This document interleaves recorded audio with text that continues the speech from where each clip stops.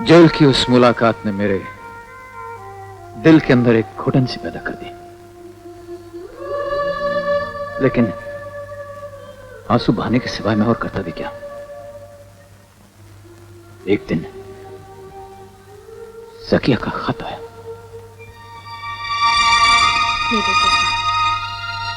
गुजारिश अहवाल यह है कि मैं तुमको मुंह दिखलाने के लायक नहीं रह गई।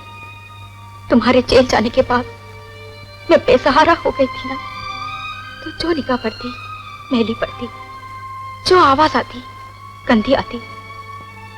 और कल रात तो मैं लुट गई नीलू के अप्पा।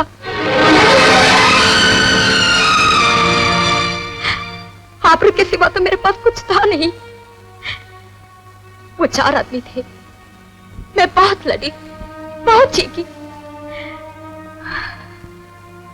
मैं कल रात से ही सोच रही थी कि मैली कुचैली दागदार जिंदगी तो जीने के लायक नहीं। पर नीलू का क्या होगा? बाप जेल में है, माँ खुदकुशी करने जा रही है, वो अकेली रह जाएगी ना। अकेली बढ़ेगी कैसे? बढ़ भी गई तो क्या बनेगी? जेबकतरी, चोरनी, तवाफ। मैं अल्लाह तो हूं नहीं कि जिंदगी देकर भूल जाऊं। मैं तो माँ हूं ना, उसके लिए हमने ये सपने तो नहीं देखे थे ना। इसलिए मैंने ये फैसला किया कि उसका मर जाना ही ठीक है। इसलिए मैं उसे अपने साथ ले जा रही हूं। अल्लाह मुझे माफ करे। तुम्हारी कनीज ज़किया।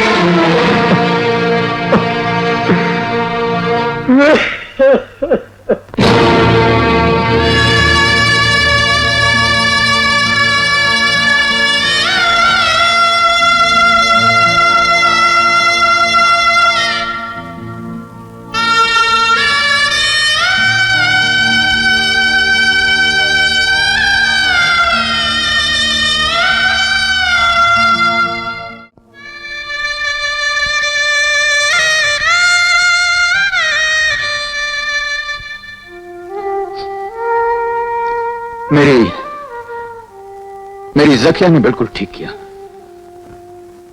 ठीक किया मेरी ज़किया ने।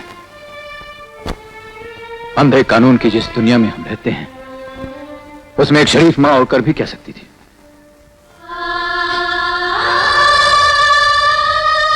और इसी तरह मेरी दुनिया, मेरा सब कुछ लुट गया।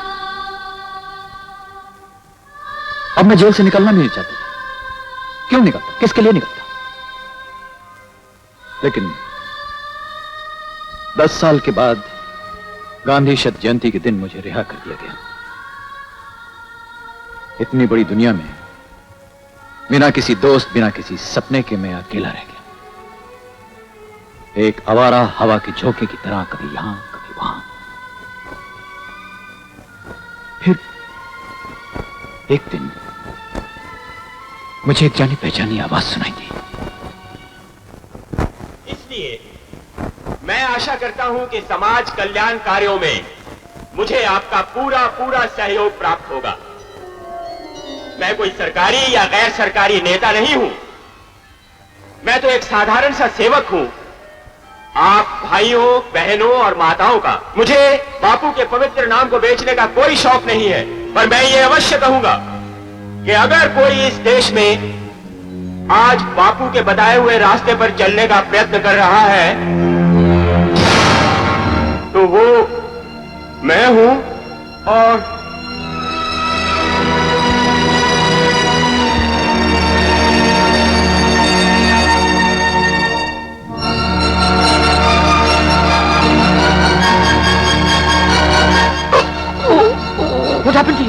क्या हुआ? दिल का दौरा है। मेरी तबीयत ठीक नहीं है, तुम मीटिंग जारी रखो, मैं जाता हूँ। अच्छा अच्छा। भाइयों और बहनों, नेताजी अचानक अस्वस्थ हो गए।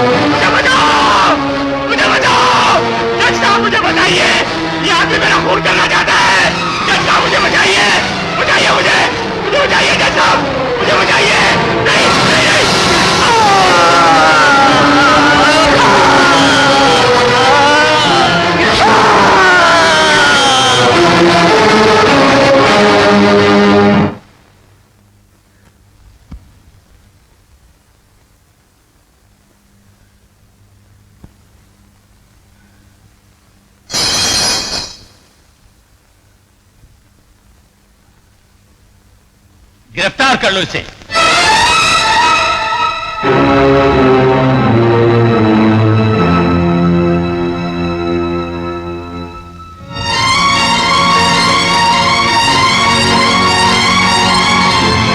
आप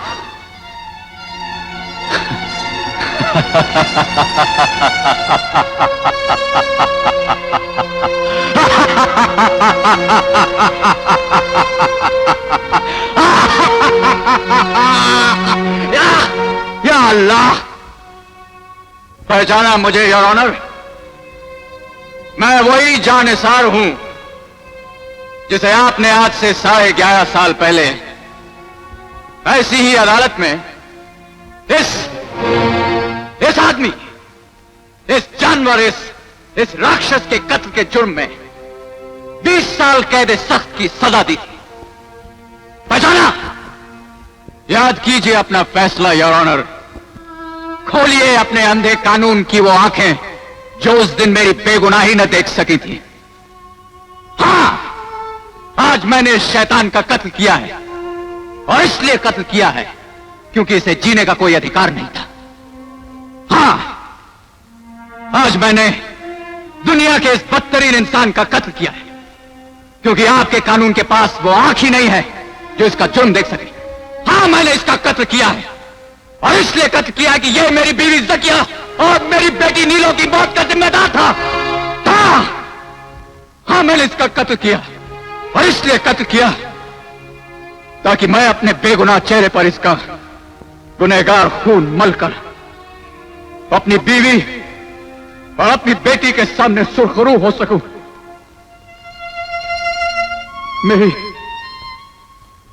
मेरी बेटी, पता है वो कैसे मरी? उसकी मां ने अपने हाथों से उसका गला घोंट दिया क्योंकि ज़किया ये नहीं चाहती थी कि लावारिसी के अंधेरे में पलकर उसकी बेटी एक तवाइफ, एक वेश्या बनकर रह जाए।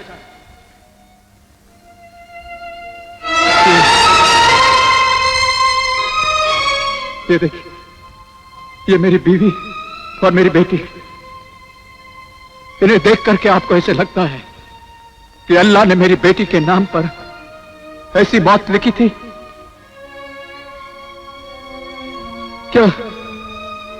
क्या मेरी बीवी के नसीब में अल्लाह ने यह लिखा था कि वो अपनी फूल सी बच्ची को कत्ल करके खुदकुशी कर लेगी?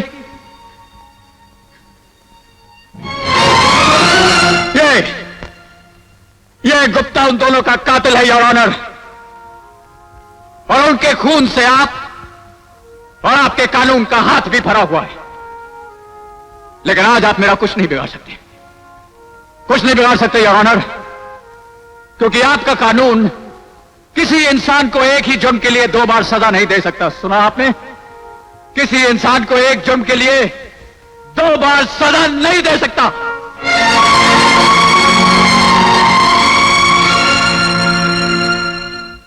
और अगर आप मुझे सजा देना ही चाहते हैं तो पहले मेरे वो साल लौटाइए जो मेरी बेगुनाही ने आपकी जेल में काटे। मेरी ज़किया की आबरू लौटाइए योर ऑनर। मेरी नीलो को कब्र से निकालकर मेरी गोद में लाइए योर ऑनर।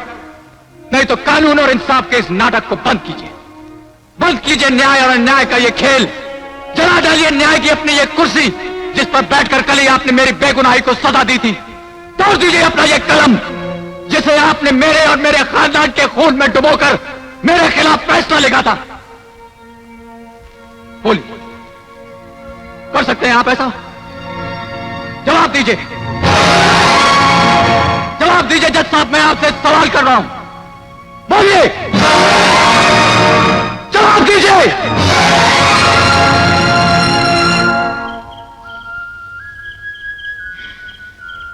ना वो बोले ना जवाब दिया, बस सजा कर दी, जेल भेज दिया और फिर रिहा कर दिया। ये अंधा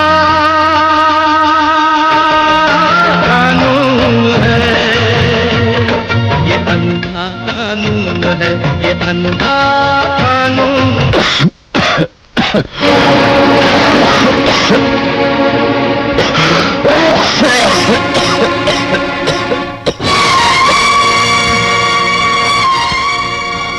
क्या हुआ भाई?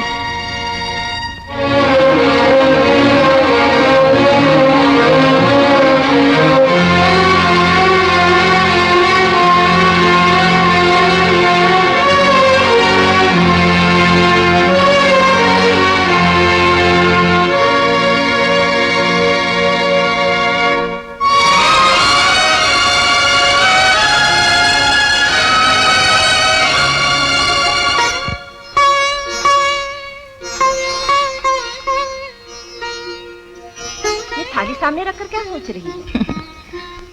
आज हर बहन अपने भाई की लंबी जिंदगी के लिए उसकी कलाई पर राखी बांधकर प्रार्थना करती है। माँ, दिल छोटा मत कर बेटी। ऐसे थोड़ी ही है कि वो आज भी नहीं आएगा।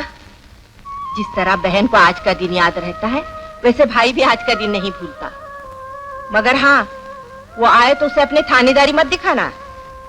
यही तो मुश्किल है माँ। मैं थानेदार भी हूँ और बहन भी। सिर्फ थानेदार होती या बहन तो जिंदगी कितनी आसान रही होती।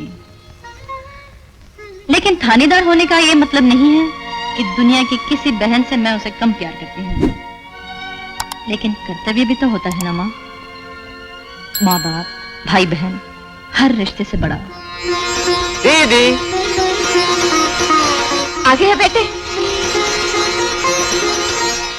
देखा माँ, अरे साल में यही एक दिन तो भाइयों के ठाट करने का होता है। आज तो डांटने वाली बहनें भी पूजा करेंगी, मस्का लगाएंगी कि देखो भैया मेरी रक्षा करना।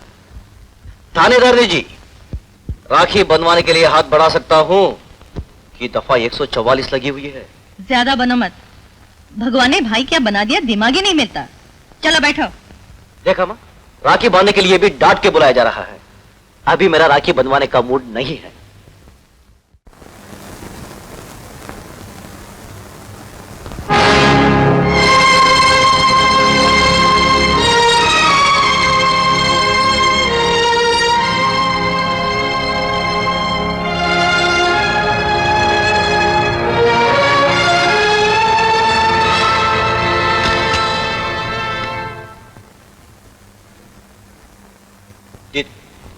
भाई वाह, जो मुंह इतना लटकाना था तो त्याग पत्र दिया ही क्यों?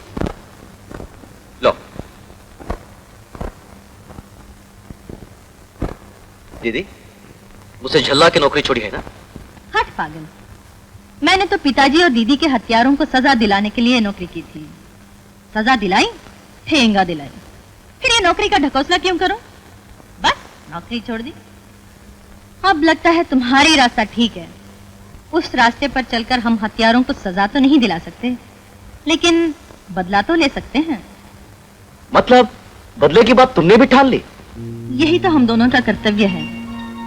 अब बचा ही कौन है? एक वो अंथोनी है, उसको भी मार कर ठिकाने लगा देते हैं अपन अकबर की तरह। माय गॉड, तुमने तो कमाल ही कर दी। सांप भी मर गया और लाठी भी नहीं टूटी। हत्या भी की और हत्यारे भी नहीं बने। दुनिया के बड़े से बड़े मुजरिमों ने भी कोई ना कोई गलती जरूर की जिसकी वजह से वो लोग पकड़े गए। लेकिन तुम तो अपना काम करके ऐसे साफ निकल गए जैसे मक्खन से तार। जरा हमें भी तो बताओ, चक्कर क्या चलाते हो? चक्कर क्या है? चक्कर क्या है दीदी? जरा सी कॉमन सेंस की बात है। पहले अमर को ले लो। हाँ हाँ, बोलो बोलो। दीदी तुम्हें याद होगा कि ऐना के बिना वो बिल्कुल अंधा लगा था उस रात। तो पहले मैंने उसे फोन पर हटकाया। वो अपनी कार में भाग खड़ा हुआ। मैं उसी कार में पीछे छुपा हुआ था। मुझे देखकर वो समझ गया कि यमराज भी मेरे साथ ही आए होंगे। उसके हाथ पांव फूल गए। दीदी, कमीने लोग बेसिकली कायर होते हैं। हाँ हाँ, बिल्कुल सही बात है। मैंने एक थप्पड़ लगाया और कहा, अगर जान प्यारी हो तो कार से उतर कर भाग। सड़क पार कर गया तो नहीं मारूंगा। तब जाके उसकी जान में जान आई। जब उसे यकीन हो गया कि वो बच गया, मैंने उसकी ऐनक उतार ली। फिनिश। बाकी काम हेवी ट्रैफिक वाली सड़क ने कर दिया। हर लगी ना फिट करी और रंग भी चोखा आया। मैंने उसे मारा भी नहीं और मार भी डाला। अरे वाह, तुमने तो कमाल ही कर दिया। और वो तो पियक्कड़ था ही। पिस्तौल दिखाकर मैंने उसे इतनी पिलाई कि पूछो मत। और मैंने उसे कहा बाथरूम में नहा। वो टब में उतर गया और मैंने उसे बाहर नहीं आने दिया। बस वो भी फिनिश। माय गॉड, तुम तो जीनियस हो, जीनियस। पुलिस तो हवा भी नहीं पा सकती तुम्हारी। अच्छा वो जो तीसरा है ना, एंथनी। हाँ, उसे कैसे मारोगे? बताओ। वो करके बताओ। Good night.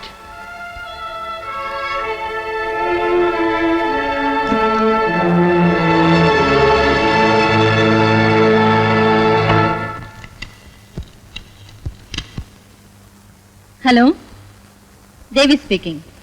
Yes sir, plan के हिसाब से मैंने उसका कन्फेशन रिकॉर्ड कर लिया है। वो यहीं सो रहा है। आप फौरन यहाँ आ जाइए। Okay sir.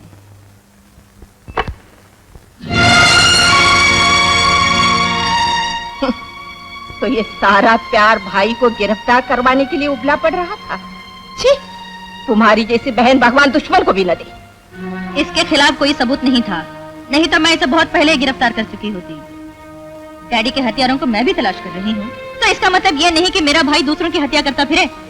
मैं सजा और हत्या में फर्क समझती हूँ। अरे रहने दे, न्याय और अन्याय पर भाषण मुझे मत देना। न्याय का अन्याय मैं देख चुकी हूँ, तू भी देख चुकी है। मैं देखती हूँ तू उसे कैसे गिरफ्तार कर सकती है। माँ, तुमने अगर मुजरिम का साथ दिया तो क्या मुझे भी गिरफ्तार करोगी? बात वहाँ तक मत बढ़ाओ माँ। आइए। हेलो, कहाँ है?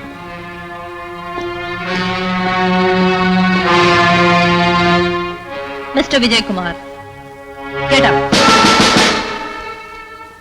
क्या हुआ दीदी? मैं तुम्हें अमरनाथ और अकबर के कत्ल के जुर्म में गिरफ्तार करती हूँ। क्या मैं आपसे पूछ सकता हूँ इंस्पेक्टर देवी सिंह कि आपके सिवा और कौन ये कहता है कि उन दोनों कमीनों को मैंने मारा है? मेरे सिवा ये बात तुम कहते हो। मैं? हाँ, चलो मेरे साथ। चलो।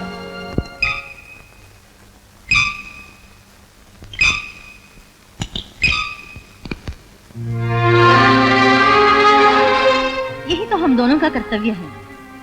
अब बचा ही कौन है एक वो एंथोनी, उसको भी मार कर ठिकाने लगा देते हैं अपन अकबर की तरह। माय गॉड विजय, तुमने तो कमाल ही कर दिया। सांप भी मर गया और लाठी भी नहीं टूटी, हत्या भी की और हत्यारे भी नहीं बने। दुनिया के बड़े से बड़े मुजरिमों ने भी कोई ना कोई गलती जरूर की जिसकी वजह से वो लोग पकड़े गए, लेकिन तुम तो अपना काम करके ऐसे साफ निकल गए जैसे मक्खन से साफ। जरा हमें भी तो बताओ, चक्कर क्या चलाते हो? चक्कर क्या है?